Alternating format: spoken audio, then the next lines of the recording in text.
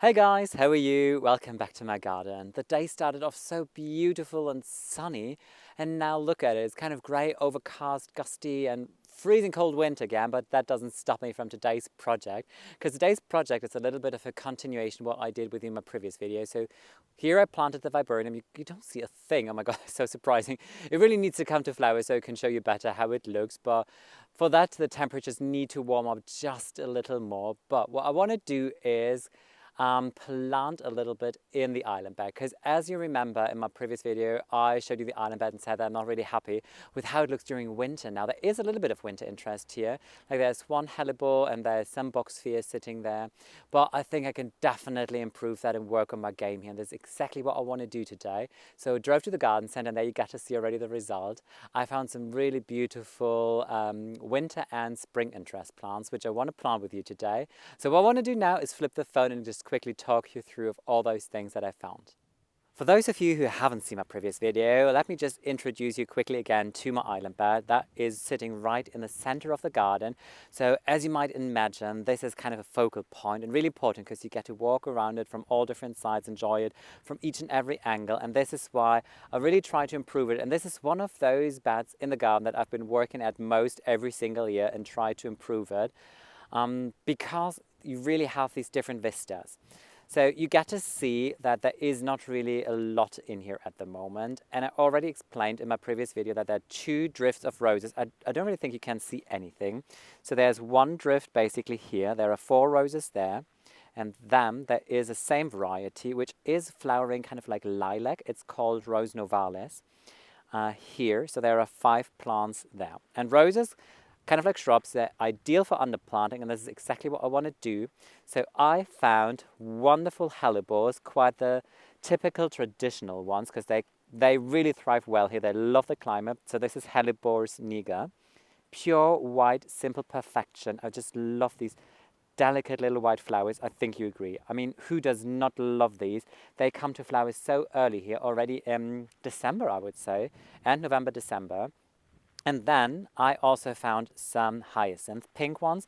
No name, no nothing on the label. It basically just says hyacinth, and that's pretty much it, 7 centimeters. But yeah, I could see there's one that already comes to flower a little bit, and it looks very pale pink. Ooh, can you see it? Focus. Very pale pink, which I love. I was a little bit like, when I saw the pot, I was like, oh my god, I hope this is not going to be the color. But then I saw actually that they start to open, and I was like, okay, yeah, it's a very nice pale pink. I'm really going to enjoy that because I have some really lovely pink, like pale pink flowering aquilegia in this area as well. So this is exactly what I want to do now. Step in the flower bed and start planting these beauties. Let me just quickly show you this area. This is just next to the garden shed, where the midsection of the garden goes straight into the front garden. So there is a swing bench. And here I am growing some absolutely wonderful hellebores and some snowdrops. They're coming to life, a patch of snowdrops. And the hellebores, they're flowering already for a month by now. Wonderful, more and more blooms appear. And what you can see is they're really enjoying their life here, because all of those tiny little plants there, the offspring, which is just wonderful. So I know at one point over the years, I'm really going to have a lovely patch of hellebores growing here, which makes me really happy.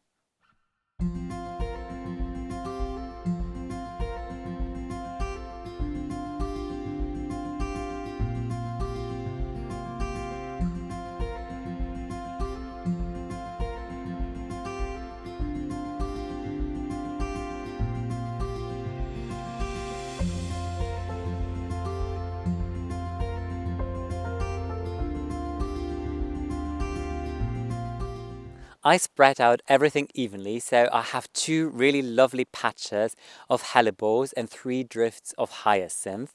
I wish that I would have found more hellebores. I think I haven't told you how many I actually have. I have 12 hellebores and 35 hyacinths. So hyacinths, that is perfect.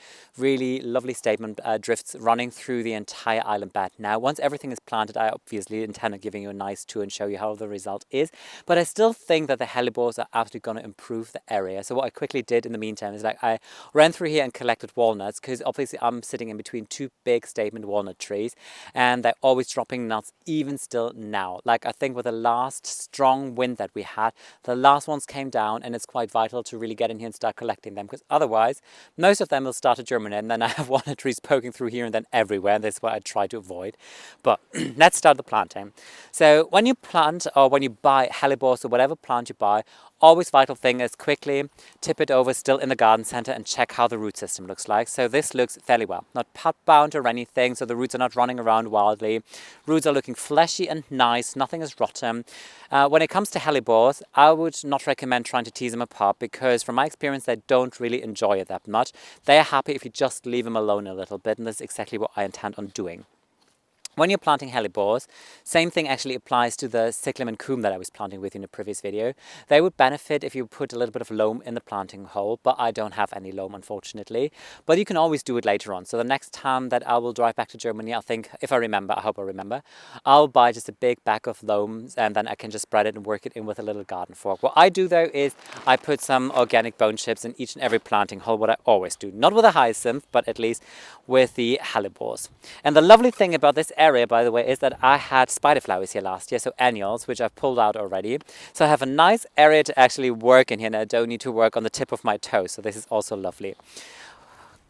The planting couldn't be easier, honestly. I like to plant actually with a potting shovel, because it is a quite big, nice size, and I can just like work my way around here, push it easily into the ground from 4 different sides, and then I can just lift the soil up, scoop it with one big go, and pretty much I have a planting hole already in the perfect right size. See, that looks just great. Always plant them level, so never put them too deep or too high or anything.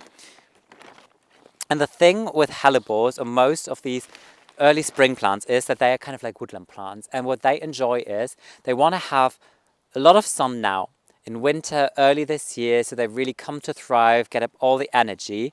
And then when the temperatures are getting hotter and we're into summer, they like to have a little bit of a protection. And this is why it's really nice in this area where they get the protection from the roses, actually, because then they are well sheltered in here during this hot summer month. Even though from my experience, hellebores, when they have a good, when they don't dry out totally, they can cope with a lot of different situations. Like I really throw them in all different situations in the garden, and they really thrive well. So this was the hellebore. I'm going to do all of them, of course, in one big go then later on. Now let's hover to the front here. Let's plant at least one of the hyacinth together. Hyacinth, as pretty much all of the spring bulbs, it's quite easy to, I mean, now it's really easy to know how to plant them, because you can already see the pointy side is up, and I can see all the fresh growth and even a flower bud here. Whatever you plant, pointy side always goes up. Here, I mean, it has a very good root system, obviously. Normally, hyacinth bulbs, they're quite big. And when it comes to bulbs, you're not sure how deep to plant them. It's kind of like double the depth on how big the bulb is, which means on a hyacinth, it should go between 5 to 10 centimeters into the ground. I need to remind myself, actually, since a lot of you guys come from the US, that I should also say it in inches. And inches and centimeters is quite easy, actually, because 1 inch is 2.5 centimeters. So 5 centimeters are 2 inches, basically. So between 2 and 4 inches, they should go into the ground. If I bury this 4 inches into the ground, that means that all the top growth would disappear, and then that would not be good, obviously. So I can't really do it at this stage. So what I do is I really just bury it up to here pretty much, so the entire bulb at least is covered, and a little bit of the greenery as well. I've done it like this in the past 2 years, I think, in the exact same system.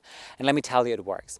It's not ideal, obviously, because they should grow or sit a little deeper. And this is mainly also as a protection for winter. But everything is mulched in here, so there is always a good protection for them anyways. So that doesn't really worry me that much. So all I do now is get in here and make sure that I don't get stuck at the roses. Just scoop out a little bit of the soil, because obviously they sit in soil. Just put it into the planting hole, backfill a little bit, so at least that it's covered. The bulb is covered with soil, and now just push some of the mulch back in, so it's lovely mulched in.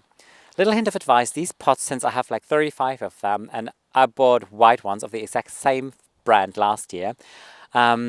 I collect them. Collect is the wrong word, but I keep these pots because if you do have seedlings or anything and you want to pot them on, they're actually quite good size because obviously they're not round, which means they can really utilize the entire space in here, and you can just stagger them really nicely next to each other and put them on your windowsill. So just as a little hint of advice, look, the sun comes out. Oh, that is wonderful. Immediately feels nice and warm on the skin. I hope it's going to stay like this a little bit, because then planting makes even more fun. And this is exactly what I want to do now, really continue and plant everything in one big go.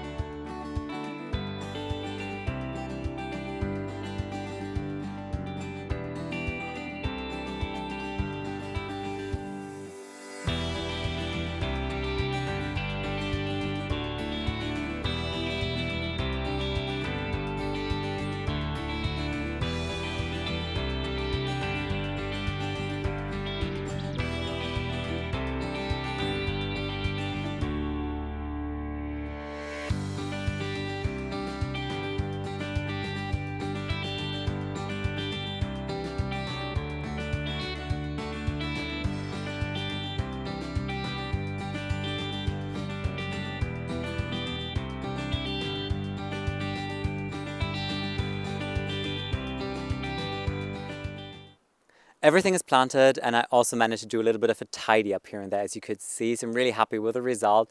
It looks beautiful. Honestly, like, I was indoors a second ago, and the second I came out, I have a straight view onto the island bed, and you could really get to see these white, innocent, beautiful blooms. And look at the skies, clear blue, sun is out, wonderful, really nice and warm on the skin around this time of the year. So important. And with the sun coming from that side, I could really see these white blooms glowing almost. Absolutely glorious. So what I want to do now, obviously, is flip the phone, talk you through a little bit and show you how it looks now. And at one point later on, probably in a month from now, I can show you how it looks when all the hyacinths are in bloom. Isn't that exciting?